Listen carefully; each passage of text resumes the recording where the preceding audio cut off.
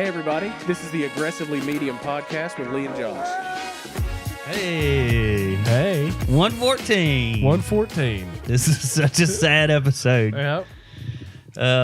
Looks like the Aggressively Medium podcast will shoot 114 of these. More than likely. Yeah. Consistently. We've talked about maybe doing figuring something out. Yeah, but it won't be as consistent. So since y'all don't know what we're talking about, I'm moving in 3 days with my family. When this episode comes out, Lee will be out of town. I will be in a U-Haul. It's going to come out on Saturday. I'll be in a U-Haul. Yeah, you'll be gone. On my way. This is like the dad leaving to go get milk and never coming back. Except he told you about it. Yeah, except he told his kids about it for months. Well, we didn't tell our kids about it. No, we didn't. Dang. Well, Jason doesn't know. He's not going to understand it either, though. Yeah, he's going to be like, "All right, we'll see you next week." Anna was like, "Do you think Lana's gonna?" She's 3. She don't know. I don't know. She's just gonna walk around the house and go, "Where's Jason?" For a couple next, of weeks, 10 years probably, maybe 10 years, and we'll have to explain to her. Yeah. So Lee is leaving. Yeah, me and the family are packing up. Yeah, moving to Charlotte, North Carolina, where my wife is from. Yeah, that's the whole reason you're moving, is to go up there, be closer to that part of the family. Like many young women with new families, they tend to gravitate back towards family, mama. Yeah, absolutely. Because if you think about it, I mean, there's a lot of wisdom. Yeah, that's there, and you're trying to deal with and figure stuff out. And it's like, and her aunts and her grandmothers her, so literally everybody affiliated with Aunt, growing up with it. She grew up there. Yeah, they're like 3rd generation, 4th generation charlatans. We're sad. I'm sad to see you go. We're sad to go. I'm gonna start crying. Don't do that. Don't do that. But yeah, so we're moving Saturday. Yeah. Heading up there. We're getting milk. We'll see you later. I'm a fan of the Irish goodbye. Well, I felt like we needed closure or some sort of closure. This was for this certainly. Yeah. But yeah, I can foresee a lot of people over the next couple of months being like, they moved. Well, that's the plan? That's the goal? Didn't somebody? Y'all were talking to somebody at church, and they said, "Oh, y'all are moving back." Yeah, we've done it a few times. Yeah. I've had that happen to me with somebody's really fired up to see you. I'm gonna call you out, Justin Jackson. Ooh. One day he was like, he said, "Are you back?" And I was like, "Huh?" He's like, "Yeah, you're back." And I was like, "What do you?" I've been here every Sunday. Yeah. Pastor Jimmy got us with that. Really? Yeah. It's like, what are y'all doing here? Like, it's Wednesday. We're here for church. It's Wednesday. Yeah. And he's like, are y'all? And he kind of was like, are you? I was like, no, we're here. Does that not give you, is this the feeling that people feel whenever they're like, are you pregnant? Yeah. And you're not pregnant? It's like, yeah. Nope, I'm not. Well, I still love you, Justin. Oh, of course. It's a funny, to me, it's always a funny interaction when something like that happens. But now, when we come back, it will actually be like, oh, y'all are back. Yeah. I'm just going to start telling people, we moved last week. We're back. We're back. So now you can start hitting me up again, I guess. Yeah. If you didn't know enough that I was leaving, that I'd left. So with you leaving, yes, I have something for you. You had this on your heart. It's a gift from me to you. It's an article that I read from a website called Build for Tomorrow. Scientists found a simple way that kids make friends. Can it work for adults too? The surprising power of sitting next to someone. Just sitting next to them. So think about how you met some of your closest friends at school or work. Yeah, ever notice how some of them just happen to be sitting next to you? Science now confirmed that's no coincidence. It's a thing. In a new study, Gosh dang it. In a new I didn't know this study was a story. at Florida Atlantic University, researchers followed 235 students in grades 3 through 5. They found that when students assigned seats next to each other, they were much more likely to become friends. And it wasn't just a one-time thing. When the seating assignments changed, even more friendships followed. Huh. The students in this study spent most of every day with the same 15 or so classmates, the study authors wrote. By the middle of the school year, there were no unfamiliar peers. Yet when seat assignments changed, new seatmates were apt to become new friends, consistent with claims that mere exposure may be a necessary condition for friendship, but it is not sufficient. The last part is worth unpacking. Mere exposure may be a necessary condition for friendship, but is not sufficient. We won't form friendships simply by being around other people. We form through sustained interactions. So you have to with interact. People. Yeah. Which makes perfect sense that you end up being friends with your kids' friends' parents. Yeah. Because you're just around them and you're sitting beside them at games. It's those sustained interactions. And practice. Yeah. And in the parking lot. Yeah. You're friends with your kids' friends' parents. And they actually did. So there's a company that moved to a 4-day work week and showed there was an unexpected problem that emerged. People were feeling very disengaged just by taking that one day. So what do you think's happened with working from home? So the company was already operating remotely, so this wasn't just an issue about working from home. Instead, it was about a new shift in work styles. Oh, where you'd got to jam in 5 days of stuff in 4 days? Well, so there's actually been a lot of studies that say the 4-day work week is the way to go because it forces you to be efficient. Mm-hmm. You have to get things done. There's so much time in a 5-day work week where you're just like... Yeah, idle time. Yeah. I mean, there's 8 whole hours that you don't need, plus the 8 hours or the hours within the other work days. Unless you're in the service industry and you have to work, like you can't just, hey, customer service is closed on Friday. Yeah. Like, or you just have another shift or something. Right. How do you eliminate 1 day of work per week, but still get the same amount of work done? The answer is you take fewer meetings and spend less time chit-chatting with colleagues. People stop spending as much time in Slack and had less of a filler time that kind of allows for teammate bonding and things like that. But they didn't interact. Yeah. You're just working. It's just work. As a result, people got to know each other less. They didn't become friends simply by working at the same company. Just as children in the study didn't become friends by simply being in the same classroom. They needed more than that. They needed whether literally or just metaphorically, to be seated next to each other. But that's assuming you're not getting close with all these people. No, but you've got a bunch of less teamwork and stuff. It's a work acquaintance. Yeah, sure. But I mean, I've had people that I've worked with that it's like, hey, we're pals now. Yeah, you end up being pals, but yeah. So yeah. But I would think that finding a friend with shared interests would be a lot easier to do at those shared interests, not at work.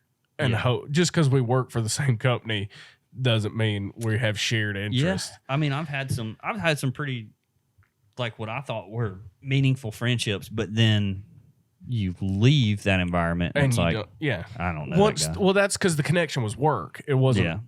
Yeah. It's the same as if you, like, people that get divorced don't still hang out with their wife's friends, their ex-wife's friends. Yeah. Oh, yeah. Normal folks don't, I guess. Yeah. But yeah, so you need some sustained interactions with people. Inversion therapy, not immersion therapy. Inversion therapy. Yeah. Immersion. I was inverted. Immersion therapy. Top Gun therapy. I've got a, I'm not going to do it. But yeah, so you need, when you go up there, just start hanging out with people. That's so. We're going to join a smaller church and join the young family small group. And I'm gonna be I'm gonna be a tight sieve. on on Of who I people let in. Yeah, because you've been heartbroken already by leaving Yeah, here. I don't want to make a bunch You of friends and then we move from Charlotte and have to say bye. Yeah. Well, if you move from Charlotte, just move here. Just move back. Yeah, that works for me. I mean, Yeah, that makes sense. So moving on. I was trying to see how you're going to flow this.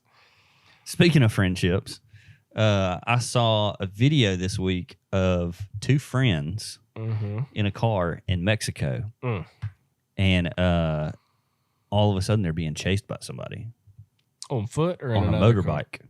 Oh, you just hit the brakes, smash him. Well, they were gunning it, and then all of a sudden they're not in the city anymore, trying to run away from this guy. They're like out in the jungle, and two dudes drive up on a scooter or motorcycle or whatever. They jump out. They got guns drawn. They're banging on the window. The guy rolls down the window. It's like, oh my gosh, oh my gosh, oh my gosh. And he was like, you're American? They're like, yeah. They're like, we're so sorry. We're so sorry. We didn't mean to. It's like, what? The hassle of dealing with an American. Sure. Yeah, absolutely. Yeah. Absolutely. Because they'll go tell a consulate or something. But just it was two members from a cartel. That's funny. And they were tailing these people, and then as soon as they found out they were American, they were like, it was the most apologetic I've seen it was just like, dude, look, this was such a like they were actors and somebody yelled cut. Yeah. Like they punched sorry. somebody and then they're like, look, dude, I didn't mean to hit you that hard. My bad. But these dudes were freaking out, understandably. Oh, yeah. But then they started speaking and the guys was like, oh, I'm so sorry. This is just... It's a good thing they were American, but you know how the easiest way to keep that from happening? Don't go to Mexico. In a Mexican jungle. That is, that's a fair point. Yeah. It's going to be hard for a cartel to get me in Northport. Have you ever, so this is interesting too. You read news stories about, like at some resort, there was a shooting or whatever. It's always Mexican versus Mexican. Yeah. They're not going to shoot an American. Not on purpose. Do it. Yeah. Because the cartel has like a hands-off policy when it comes to U.S. Police and U.S. like federal agents and stuff that are coming down there. It's like, look, just give yourself over. Like, don't cause no shootout. Don't do nothing. Because back in I think it was the 70s, they blew up a plane with some Americans on it. Or it might have been even like FBI agents or something that were getting a little too close. And then the hammer came down on top of them. Yeah. They were like, Uncle. Well, the last thing they need to do is fire everybody up to build that wall for real. Yeah. I'm not entirely sure that would hurt their operations much. I mean, it wouldn't help. Yeah. But yeah. And the security down there and up in the wall. And for the most part, I would imagine that we're staying out of their business a good bit, but then you blow a plane up with an agent on it or with somebody else, and then they're like, hey, we got to stop. This is not good for business. Right. Because you've got the entirety of the U.S. government against you at that point. Yeah. All we got to do is get it inside the wall and whatever we're shuttling across. Yeah. We don't have to deal with Americans unless we start shooting folks. And then they're putting it on planes and just dropping it out in the field in the middle of nowhere. Sure. Out of a little Cessna. Oh my gosh. I don't know how I didn't think about this. I said Cessna and then it popped in my head. We're going to have to cut some stuff out because I'm about to. So my dad's 80th birthday. Oh, you jumped out of an airplane? Yeah. Jumped out of a freaking airplane. I've never had a desire to jump out of an airplane. You shouldn't. My dad's 80th birthday was coming up, and that's one thing on his bucket list. He's been talking about it for 5 years. And it was always one of those things where it's like, well, I don't know anybody to go with, or I don't, this guy said he will, but then he kind of sketches out. Yeah. And then, so we went down to the beach for my dad's 80th birthday, And we've been there for the past week. That's why we didn't film podcast last week. Yeah, he was the at the week beach. before that, we were both sick as dogs. Yeah. But so we go down there, and he has no idea until we leave what we're doing. And so we get in the car, and the whole drive there, he's like, "What are you talking about?" Like, it's like he didn't believe what was going on. Yeah. And so we get there. We were at Skydive the Gulf. Pretty straightforward. Yeah. There are a couple of things that were different than I imagined. Great staff there, great people. And they say on the website, prepared to wait around for about 4 hours, potentially. So ours was at 4. We ended up leaving there at 7. But they had weather a couple of days, so they were trying to cram people in. You never want to hear that. Yeah. Let's speed through the skydive.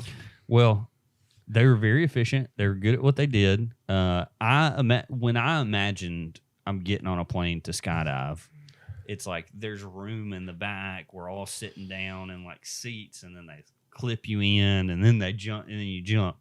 This was like a 2-seater Cessna that they had pulled all the seats out but one. Yeah. For the pilot.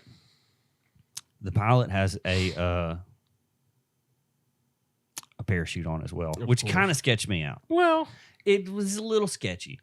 I'm sure it's protocol. I'm sure it's probably law. Like that if you're jumping out of a plane. Yeah. But anyways, so we're crammed in this little plane. You and your dad, the pilot, and who? The 2 skydivers. Okay, so it's just you and your dad. Well, and the 2 skydivers right, that we're going to be attached to. You're hooked to a guy.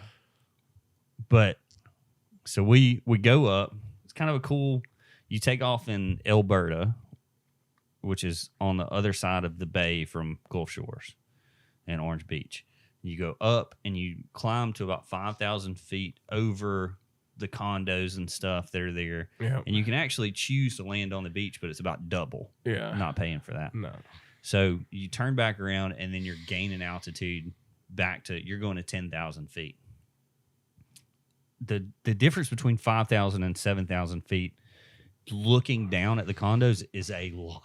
It's 2,000 feet. I know, but you don't think, like, in your head, it's like, oh, I can't even gauge 5,000, 7,000, 10,000 feet. So we get to 10,000 feet.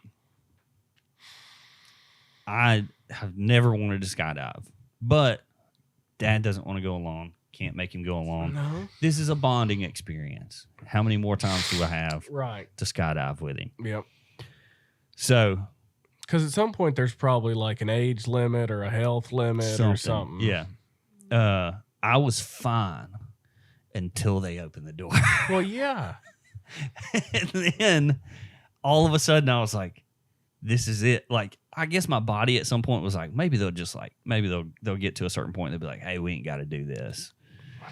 But so they get Dad strapped in. Were you kind of waiting for your dad to be like, I'm good? A little bit. Yeah. A little bit. Like, this was enough. Yeah. I'm cool being up here. That didn't happen. So they strap my dad to the guy. I get strapped to the other guy. The guy's yelling in my ear, hey, when we get out here, you throw your feet out onto the pad, and then you wait for me to put my foot out, and then we're going to go. And beforehand, they're like telling you, okay, you have to grab on to the vest, pick your head back, chest out, legs at a 90-degree angle. Like I'm going to remember any of this in the air when I'm jumping out of a plane. Dad goes like, I can't not go now because Dad's already out of the plane. I hate it. And so in my brain, I'm like, if I just don't say anything, like if he asks me any questions, if he says anything, if he does anything, if I just don't say anything, it's going to happen. Yeah. So just let it happen. Because everything inside my body is like, don't do this. Hey, you're not supposed to We're so high. Airplanes. When you're 10,000 feet and you're looking over the edge of the plane, that's the scaredest I've ever been in my life. So got my feet out. The guy gets his foot out, and then it's go.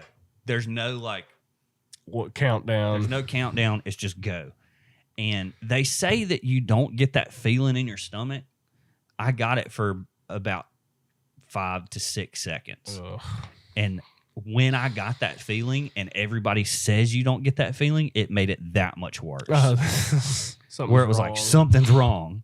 But then we got flattened out. So we get flattened out. I'm okay when we're flattened out. And I think it's when you're falling this way, maybe your stomach is doing something. But when you're flat, it's fine.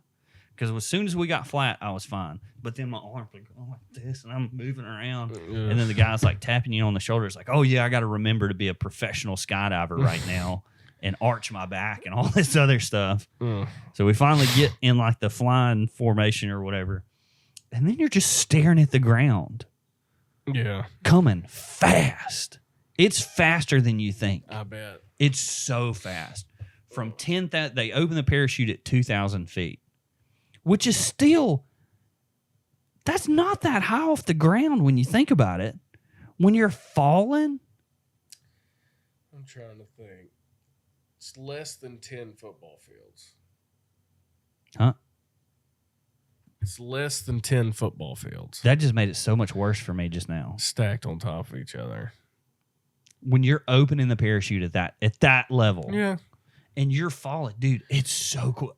That nobody ever said like, hey, I thought you pull the parachute and you still got like a long ways to go before you get to the ground. That's in my head what was going on. Yeah. And but as you're falling, I kept like, dude, are you going to open the parachute? Like, did something happen?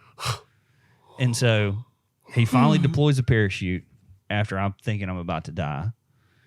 And he does. And when he does, it kind of like pulls you back a little bit, which is fine. But then he has to like unclip something that I guess was keeping you close to his chest. And when it does, it kind of like swings a little bit. I was like, this is not for me, Thought man. you were loose. Yeah. And then he's got the little things in his hand and he brings them down. He's like, here, you can drive for a little while. But I don't get a say in this. He just puts my hands on there and he's like, here. And I'm like, what do we do? I'm not a professional. Yeah, but it's probably one of those things where like you can't mess it up. I've seen some parachutes fold over from and that literally is all I'm thinking about as I've got these things in my hand is like, I'm not pulling. He's like, all right, let's just ease this way. I'm like, I'm not pulling them. Yeah, yeah. You do it. Yeah. I'll hold on to them, but you get behind me with the pull stick and right, and do it. Most scared I've ever been in my life. Did your dad enjoy it? He loved it. Ugh. When we were coming down for a landing, they tell you kick your feet up at a 90-degree angle, and then they just kind of. I mean, it was a very soft landing. Yeah, very easy, very good, very smooth. Most of the time, it is. Yeah. And Dad had to. We were worried about his legs because he's old. But yeah, as soon as we got up, all I could think about was thank God that's over with. Yeah. And then Dad's over there just smiling, just grinning. And that's I go over and he was like, that was the best. Ugh. I was like, well, I'm glad you enjoyed yourself. Yeah. And then he kept being like, are you going to go? Would you go again? And I was like, I'm not fighting anybody for a seat on the plane. Yeah. But I think the second time would be easier. Not saying that I'm ever going again. But I think the second time would be a little bit easier. I couldn't imagine. Yeah. My stomach still feels sore thinking about it. You jumped out of an airplane. Yeah, that was not fun.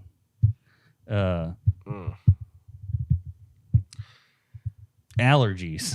All right. That's what I was wondering.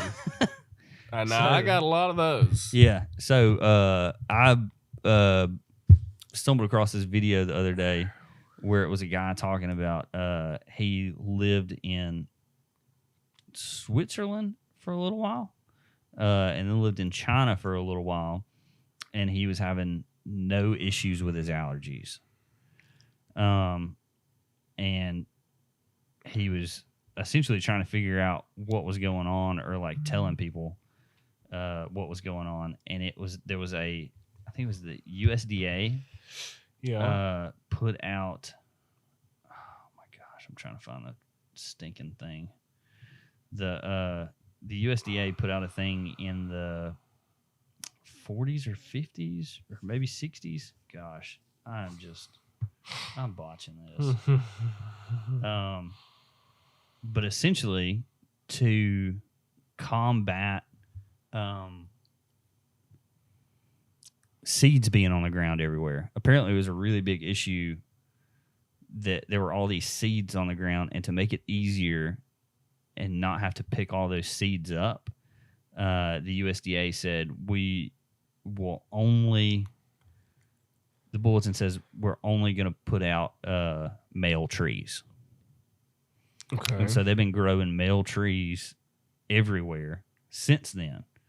They haven't been growing any female trees. And so what that amounts to... I didn't know there were male and female trees. Yeah. Yeah. But let's see. Here it is. The USDA in 1949 recommended only planting male trees, so there are no seeds to pick up. But all that means is now, so you've got male trees with pollen that pollinate the seeds to create new trees. Right. But now you don't have any seeds, so it's just pollen everywhere. Just pollen city, pollen apocalypse. Why'd they do that? So that they didn't have to pick up the seeds. Right. They were like, pollen's not really back. It wasn't an issue back then because you've got all these. We'd rather have pollen than seeds. Yeah. We'd rather have pollen than seeds. And now they're just covered in pollen. And now it's just pollen everywhere. And this is in China? No, this is here in the U.S. That's why we have such bad allergies over in China and Sweden. They don't have that USDA thing. We don't still just do trees, right? As far as I mean, I don't know that they've changed anything, which also means that a lot of these trees are clones too, because you don't have a bunch of females to like repollinate them or to pollinate. Yeah. So, yeah. So if you want to get rid of I guess grow some female trees around your house. If you can find any. Yeah. I don't know where you'd find some. In the wild? Some feral female trees? Some feral female trees. Yeah. I don't know. I thought it was interesting because I hate allergies. Ugh. The best I've ever done with allergies was when I rode a motorcycle for 2 years. Really? Because I think the reason, because I was exposed to it all the time. Oh. Just overexposure. Well, that's the whole thing with I used to get allergy shots. Mm-hmm. That's all that is they just pump you with the stuff. Yeah. And your body builds up an immunity to it. It worked. It's expensive as crap. I'm sure it is. But it worked. Yeah. You got... Yeah, what's next? Speaking of allergies, you know who looks like they're allergic, but only from the neck down? Oh, Muscadine? Oh, Muscadine. Oh. What's he in the news for now? His children. This is your thing. Oh, are we just going to talk about his weird family? We can't. You know more about his weird family than I do because I brought it up and you knew more about it. Well, you talk about it and then I'll. I just came across something that Elon Musk's dad has 2 children with his stepdaughter. Yeah. So Elon has disowned his dad. That's good to know. He did that a long time. He's been. What do you mean disowns him? Like I'm not affiliated with my father? Yeah, he has nothing to do. Did he get it? Did he get his start from like his folks? I'm sure there was a part of it that his dad owned it was like a gem mine or like a diamond mine in South Africa because he's African American. Right. He's African American. Yeah. Yeah. What? He's African American. He's from Africa. I know. He's in America. Yeah. But yeah, and then so there was an article that came out this week too that apparently he was. You talking about his buddy's wife? Yeah, the co-founder of Google. Yeah, and then Elon Musk also said, "Y'all just watch. I'm gonna get attacked in the next couple months." Well, Tesla does no advertising. Yeah, and he has said, you know what, we should probably start doing some advertising, just because the media won't attack their advertisers. Oh yeah. And so you've got. I mean, essentially, he's open. He's free reign. Yeah. Whatever you want to say about Elon, you can say about it because he's not. You're not affecting your advertising dollars. They You're not don't own affecting Twitter yet. He don't own Twitter yet. Probably never will. Or maybe if he gets court ordered. Well, so my thought on that, like I know anything. Yeah. It would be funny if this was all his plan, was to get Twitter to show that like half of their accounts are bots. Well, yeah, you know that they weren't giving him the data. And that's why he said never mind. That's why he said and then never they mind. sued him, and then he countersued. Well, he sued them, and then now in discovery, they're going to have to get that information. I know. That's what I'm saying. It's like I think he's getting it anyway. It seems like it could be that this was all the plan all along. Well, and then they release the stuff, and then he says, "Well, then your company's worth X, not what we said." Well, it's We'll interesting. You didn't really hear a bunch of this stuff like 2 years ago. Like everybody was like, Elon is our champion. Yeah, because he's like green, ecological. I didn't like him. And then he said, "You know what? I'm not a Democrat." Yeah, here we go. And then it's article after article about Tesla's catching on fire, Tesla's crashing, Tesla's this. But if you ever go back and you actually look at the articles, it's like it's not that big of like it was. There was one. Somebody sent me an article the other day that was like 500,000 Teslas recalled, and I was like, oh, I wondered if that's one of mine. If it's mine, and sure enough, it was. But it was an over-the-air update. Yeah, it's like, well, that's not really that's not right. That's not being transparent with that. I did read an article where they said in Texas the Tesla chargers that are run off of wind aren't being able to get recharged. Really? Yeah. That makes sense. Texas power grid sucks anyway. Yeah. That's so interestingly enough, Tesla doesn't have any control over how the power gets to the charger. Yeah, they don't own the power run by company. Like generators. Well, in some cases they are. And that's the biggest. But like the wind ones is like they're just a business that comes in and they're like, we're going to install. Yeah, we're going to use this power. Yeah, we're going to use this power. And then, but people are like, oh, hey, guess what? The wind power, or like, you can't charge it in this place because it's like, well, there's probably also stuff that's like mandating those people not to put their AC above a certain. Because, in Texas, they were doing that. The power company would throttle your power. Because Texas power grid sucks. Yeah. But yeah, Elon is challenging the establishment. Yeah. At least this is what it looks like. And Trump jumped all over him. He did? Yeah. What did he say? Called him a lie. Recently? Yeah. It was after the Twitter deal. He's like, I told y'all that wouldn't happen. This dude's a snake in the grass. He called it. And he's like, just because you moved to Texas doesn't mean you're a Republican. Just a whole bunch of stuff. But, yeah. Trump's just trying to look for a way to he's going to run again in 2024, and he's probably going to win. I don't want him to.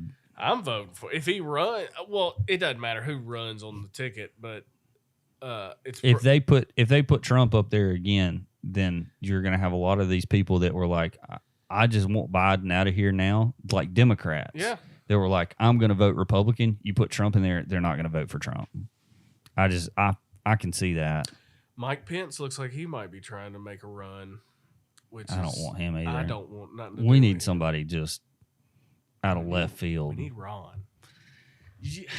You're gonna shoot yourself in the foot just like you would with him. I don't know. I tell you what we need somebody who cares about our mental health. Well, I got you there. Okay. In Psychology Today, so this isn't some. It's not like Breitbart. It's like legit. This isn't some half-wit with a WordPress. This is Psychology Today. Let me read the headline because it's great. Okay. It's right up my alley. Doing absolutely nothing has mental health benefits.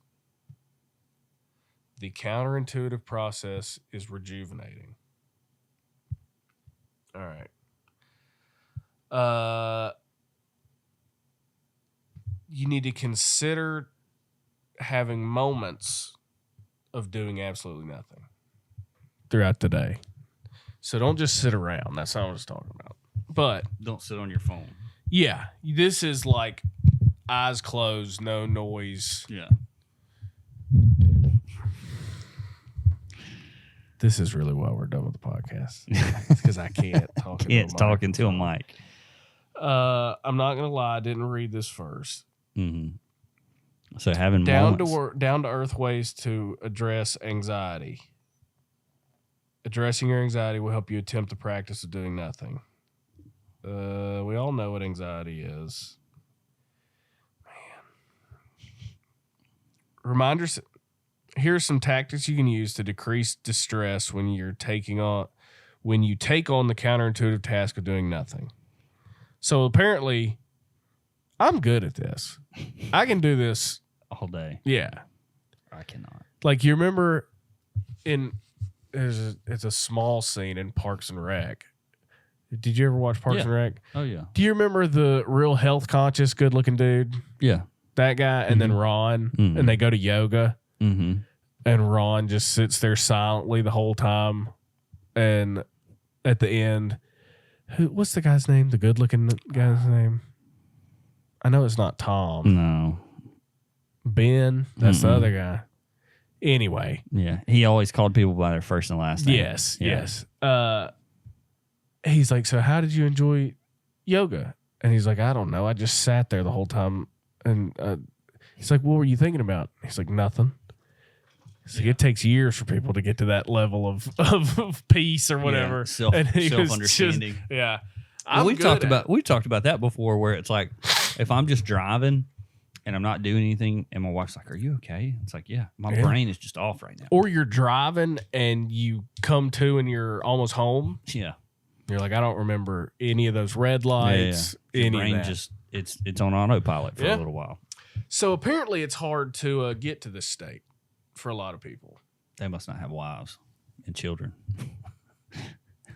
Because it doesn't take much for me to click my brain off for a little while. So this just fell apart like wet paper. Because this is giving you tips on how to get into that state. Okay. Because apparently it's really hard to do. Remind yourself that you can stop what you're doing in the state. I mean, like, you can stop not doing anything and go back to what you're doing. Yeah. That's one thing. Stick with it. Man, this is falling apart. No, stick with it. Mm-hmm. Start with slow and long breathing, always about your breathing. Do it for at least a minute. Try to do it for at least a minute. Yeah. Mindful breathing is an effective strategy that can be applied to all anxiety symptoms. Have you ever done that? Like, been like either sick to your stomach or, I don't know, some just on edge or amped up, breathing. And you breathe yourself out of it? Oh, absolutely. I don't know if I've ever done that. It's like if I don't feel good, I just go sit for a minute and just breathe, like really focus. Yeah. Or if you get, you can breathe your way out of it. If your comfort level hasn't improved, ground yourself in the here and now. Look around at 4 objects that are familiar and pleasant. Listen to a couple of familiar sounds. Maybe the hum of a fan or a refrigerator. Well, that's a sound machine. I got that covered. Find 2 objects that are soothing to the touch. Man, so just surround yourself with nurturing sensory. Yeah. Now back to doing nothing. Choose a short block of time, like 30 minutes. So all that stuff was to get you so they want you to do nothing for 30 minutes. I think I'll look out a window or just go on a walk. The satisfying art of doing nothing is a practice that, once incorporated in your life, has proven mental and physical health benefits such as lowering blood pressure, relaxing your skeletal muscles, and sharpening focus without investing in products or services that take away even more time. Well, So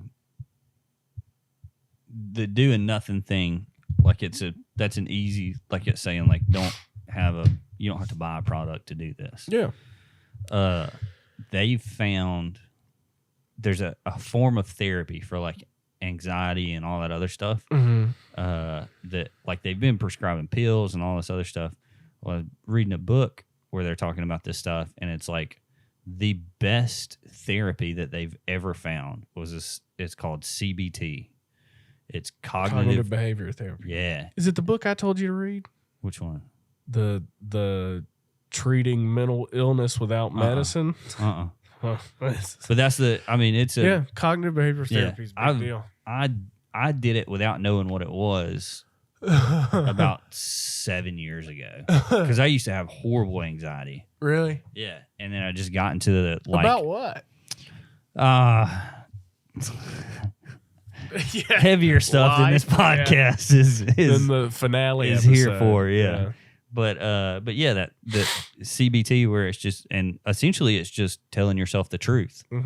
Like stop with all the clutter that's in your brain. Stop with the like, I'm not good enough. I can't do this. I can't like blah, blah, blah, blah, blah. Yeah. And you just like, you can do this. And then like literally just like beating it into your own head until you believe it. But yeah.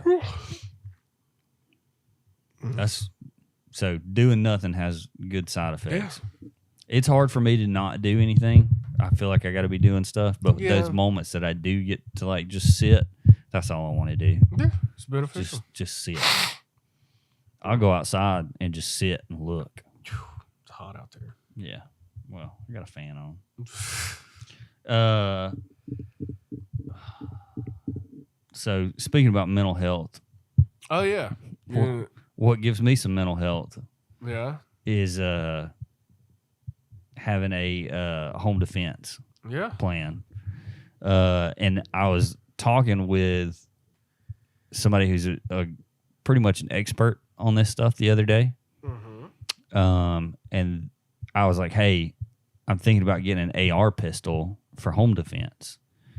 And a majority of the like subject matter experts on home defense say AR-15 is not the way to go. No. Because it'll go through. Yeah, you're shooting holes all through the house. Well, you're shooting holes through your house into a loved one's room. Yeah. More than likely. Yeah. Through walls. That's the reason you don't. Or it's going out into another house or something.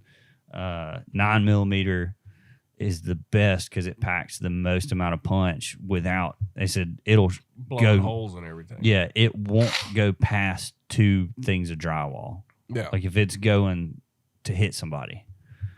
So I just thought that was interesting that like if you're talking about home defense, which in my case, what we were talking about, and I've talked him onto my side about having an AR pistol, is if I'm in a home defense situation, I'm going to know that somebody's in my house.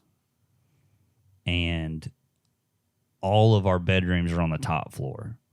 And so I'm not going from the high ground to the low ground. I'm staying at the high ground, and I'm going to be shooting down to the floor, into concrete. Yeah. And so for me, I think that or getting one of those 9mm with the that pop into like a carbine setup. Yeah. Those would be the. Yeah. I mean, but all you need is a pistol, like a 9mm. Like the 9mm I have by my bed holds 17 rounds. I like popping it into that thing that I've got something with a shoulder shoulder mount on it though. Yeah. But yeah. Also speaking of mental health. Do the mental health thing. I'm trying. Okay, here we go. So this is from earlier in the month, but in New York, there was a bill that would require gun license applicants to provide 3 years of social media history to prove their character and conduct. Yeah. I don't know how to keep, I mean, I do know how to keep bad people from shooting people with guns, but I generally don't like things that that infringe. So this is one of those things that's like, it's part of a background check. Mm-hmm. I get that. Yeah. But at the same time, because you always see with these stupid shooters, you go to their Instagram, their Facebook, and it's plain as day. Yeah. But this makes sense if it's like a computer program that's just a check or an X. Yeah. And then if you get an X, you can go back and say You could appeal and Yes. explain the X's or something. But Yeah. if it's people, here's one side of that. yeah, I feel like people like you and people like me, it's not going to take very long to go through 3 years of my social media posts. No. It'll probably fit on one page, single spaced, in a Word document. yeah, And so it's not going to take that much to go through mine, and you're not going to see that much stuff that is of concern. But the people who do post a lot of stuff, that's where you're going to see like some of these people probably shouldn't have. Have you seen I've posted 2 pictures in the past 3 years. Yeah, exactly. Yeah. So it won't take long. One of them's of my newborn baby, and the other one is 3 years of marriage. Yeah. So it won't take long. No. But if you're 18 years old, Yeah. and you want to buy a pistol, I'm looking at your Facebook from 2015, or like from when you were 15. Yeah. And then I don't know. I just don't. They might uncover something, though, I'm okay with people coming up with ideas for how to combat things. Yeah. But You don't like this one. not if it's people deciding, because then it's just whatever political part. You get some super liberal person who's anti-guns deciding who gets a gun or not. Yeah. I don't know. Open up the mental health facilities back. Yeah. I mean, that's one way to help. And then those people get taken care of. Yeah. I mean, You're creating jobs. fixing a lot of problems. Yeah. Yeah. Where's the money coming from? Tax dollars. That's one of the few things I'm okay with taxes. With taxes, is that? The military, Yeah. infrastructure stuff, Mm-hmm. Mental health. What about regular health? nut houses. Just health care. They can't take care of themselves. I'm talking about health care. Yeah, I know. I'm talking about the mental health side But of you it. don't agree with health care being a part For of that? all? Yeah. No. Okay. No. I just didn't know if your thoughts had changed on that. Mm-mm. Since having to deal with insurance. Having a doctor is not a right. Yeah. So speaking of guns, I guess that's the only way to go into this one. Fine. I came across a video. You ever seen I personally believe a 12 gauge is the best home defense. I like a 12 gauge. Yeah. I like a 12 gauge other than the only thing that I don't like about a 12 gauge is The damage. No, not the damage. I could care less about the damage. I can fix drywall. Right. Is in like a QCB, like close quarter combat, it's a lot to move around. Yeah. In a situation like that. That's my only because I've done Not where if you cut the nose off. yeah, but then you've got a shotgun you can't use other than for But if it's just messing around. I mean, I don't have a lot of money to spend on 15 guns, and so when I get something, it needs to be multi-purpose. Sure. And so I can go bird hunting with it. Bird hunting. Yeah. Yeah. I can go squirrel hunting with it. Big bird hunter. I can Yeah. any of those things and home defense. Yeah. That's my goal with any But if gun. you're sitting at the top of the stairs, it doesn't really I don't- matter what you're shooting down the stairs. It's I agree. I did it at the old house when nobody was in the house. I would go through the house with the shotgun, sweet. unloaded and sweep rooms and stuff. I haven't done that here, so I don't know. But that was my one thing at the old house that I was like, it's a lot. Yeah. And it's hard not to see a barrel of a 12 gauge coming across a a threshold, Sure. you know, and so they know you're there if they're looking in that direction. Yeah. Hopefully the pump sends them back out of the house, though. Yeah. Well. But yeah, what are you trying to transition to here? So this is I saw this on it's the Fighter and the Kid podcast, and they was talking about different sayings that people have said over the years that like you remember. That's like, man, that was BA.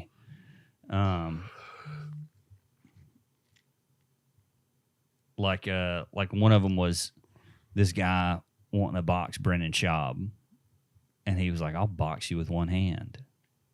It's like, I'll tie my hand behind my back. And then this other one was a Delta Force guy. Is it Tim Kennedy? I don't know if it was Tim Kennedy. And they asked him, how many people have you killed?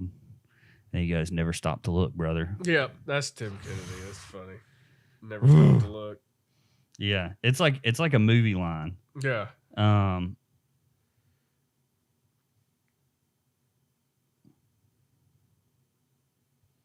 And another one was there was this big guy who he was like all mangled up. He had just gotten in a fight, and he was telling him about like, oh well, there's this big guy across the room, and it's like, and he wanted to fight me. He's like, well, what'd you do? It's like, I met him halfway. Yeah, I met him halfway. Yeah. No, thank you. Yeah. And then you better pack a lunch. One of them. No, that's a good one though. Yeah. You better pack a lunch. If you think you're gonna beat me, you better pack a lunch. Yeah.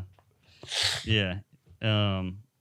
Let's see. There's another one that this other guy. It was let's see. Callan said that one before. Callan said, "What? You better pack a lunch." Yeah. There's a guy at a bar, and the guy goes, he was like in a new place, essentially, somewhere out of his norm, and the other guy's like trying to like get in his face and fight him, and he goes, "Hey, where are you from?" Or where you from? And he's like, "I'm from right here, right now." It's like, yep, I'm done.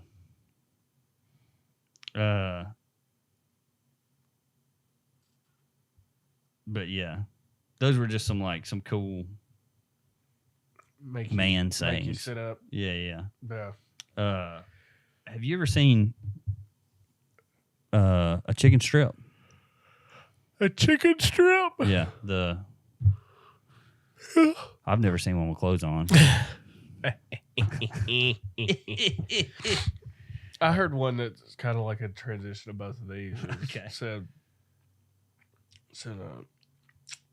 man, I'm telling 6-foot jokes and everybody in here is 5'10". It's going over their head. Yeah. So this is going into some things that men should know. All right. That maybe you don't know. So I've got one and you've got one. Oh, yeah. I have a cool one. Do you know how to tell how much is in your propane tank other than just lifting it and trying to take some hot water? All right. You pour How hot?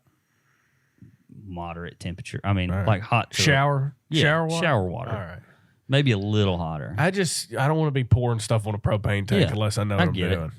You go over to the edge of it all right, and just let it run down the edge, and then take your hand at the top, run down. When it gets cold, that's where the liquid is. Smart. Dude. Have you seen the little levers on the side so when you get a new tank and you put it under your grill, it's on a platform that's got a scale. So it does the weigh-in for you and it'll tell you when it's empty. That's pretty smart. They're built into them now, I believe. Yeah. Mine doesn't have one. Yeah, mine doesn't either. A gauge. Yeah, or gauge. Works real well. $5 gauge. I don't know why. It screws into the thing. I don't have a gauge on mine, but I don't either. I just pick it up. If it's got any weight to it, I cook. Yeah. I gotta find that. Okay, it's in my notes. Okay, yeah, here we go. Okay, so this is also something an easy way. So have you ever heard the measurement cubic feet per second? Mm-hmm. It's usually water passing through something. Mm-hmm. So like they let a dam loose and the cubic feet per second. Yeah. Well, that's hard to imagine because it's a cubic foot of water. Yeah. Yeah. Yeah. So it's a cube of water 1 foot by 1 foot by 1 foot. Yes. Imagine it as whatever that so if it's 1,000 cubic feet per second, Mm-hmm. in that space is 1,000 basketballs traveling past that point per second. That's your cubic feet. Because that's a foot. It's about a cubic foot. Yeah. So like 10,000 cubic feet is 10,000 basketballs passing through this point in 1 second. At first, I thought it was funny because I was like, well, I just imagine like 1,000 feet of but it does make it is easier if you to have visualize. that many basketballs rolling easier past to visualize. Yeah. That's an easy. So if you hear or read something at this cubic feet per second, imagine it as basketballs rolling past you in a second. That's an easier representation for sure. Yeah. Like when people do football fields. The thing I read said volleyballs, but I changed it to basketballs to be a little more relatable to everybody. Yeah. Wow. But yeah, I've probably played about as much basketball as I have volleyball. So, just stuff for you guys to know. Yeah. I didn't want to end this thing without you knowing about cubic feet. We've been going to the beach for like a week. Yeah. And we came in. We had a dog sitter. And, my wife came in the other day when we were coming in, and we were trying to get kind of stuff situated around the house. Yeah. And she said, "Have you seen the dog bowl?" And I said, "I didn't know he bowled." What did he score? Yeah. Did he get any strikes? Yeah. Is he good? He's a spare guy. Yeah. That's funny. Then the other day when we were back, my wife was cooking the other day for the first time since we've been back. And she just asked for some peace and quiet while she was cooking. So I turned the smoke alarm off.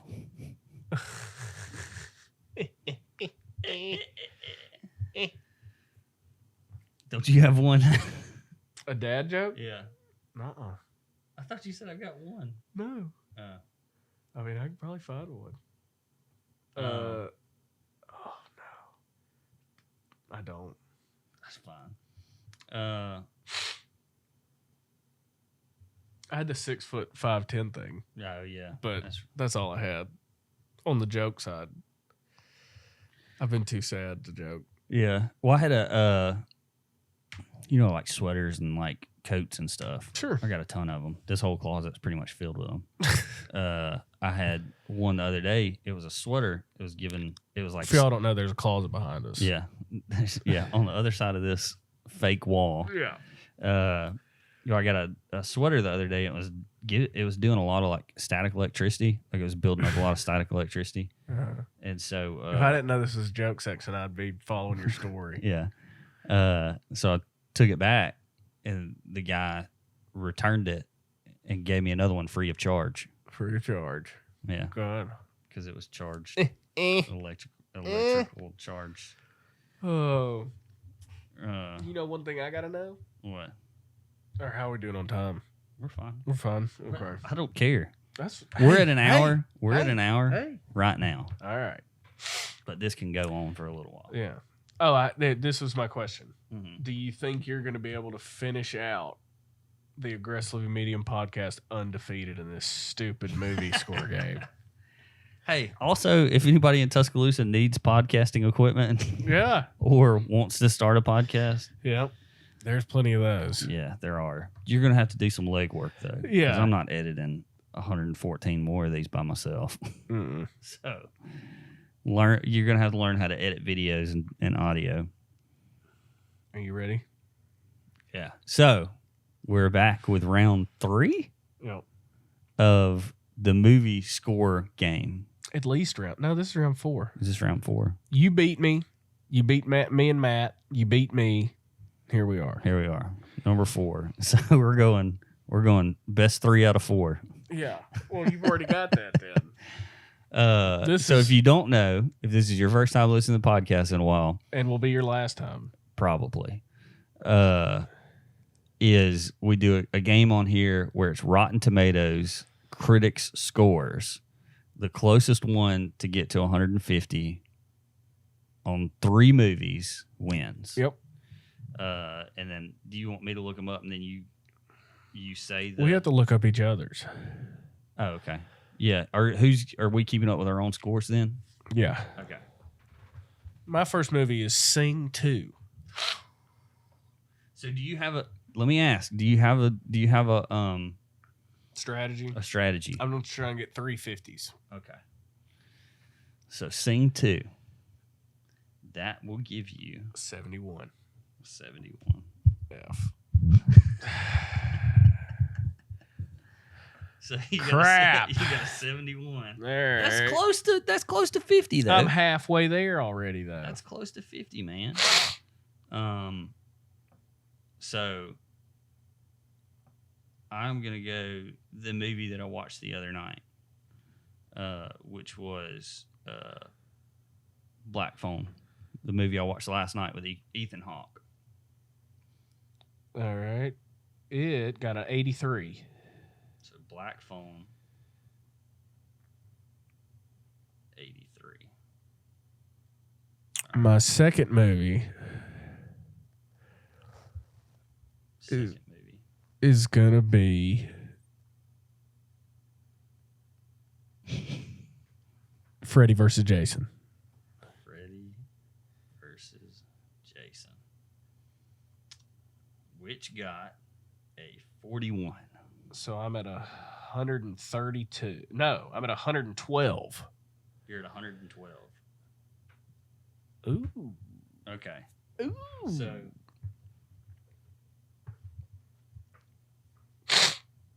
new movie just came out. Where the Crawdad Sings.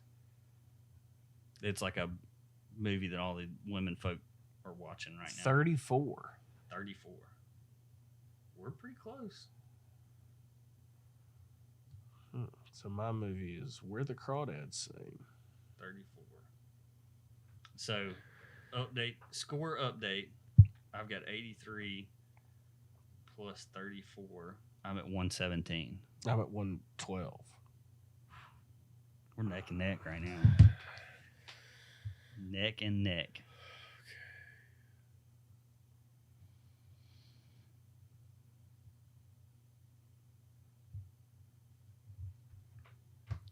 John Carter.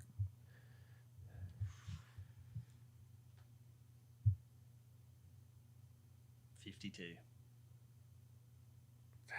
That's higher than I thought it'd be. So what are you at? Hold on, I'm going to find out. What was it, 52? 52. So...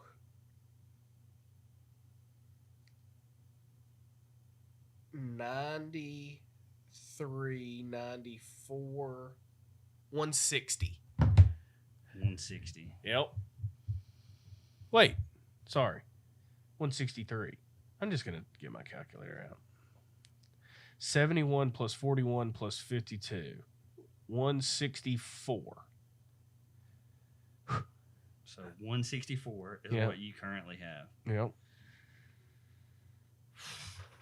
And I've got was it 14? 127. 117. 117. 83 plus 20 Plus 34. plus 34. 117. So I've got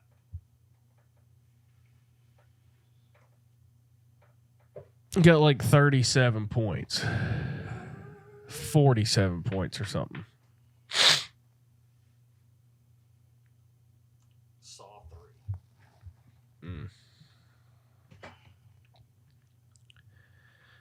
Saw 3. 29. 146. That's so gay. Well, that's a good note to end on. Saw 3. 29. That On that note, undefeated. again, oh man, this is the last one. It's the Maybe. last- Well, yeah. We'd talked about doing Zoom stuff, but we'll see. We'll see. It won't be as consistent, that's for sure. Whatever happens. Because I have to download Zoom. Yeah. And I don't even know if I can do that. But guys, episode 114. Thank you so much. Yeah. Thank you guys for been a ride. Going along with us. It's been over 2 Lee, years of doing thank this. you Josh, for doing thank this with you. me. Man. Thank you guys once again for letting us into your hearts and minds and your places of work, your homes. And can we say it together? Your butts.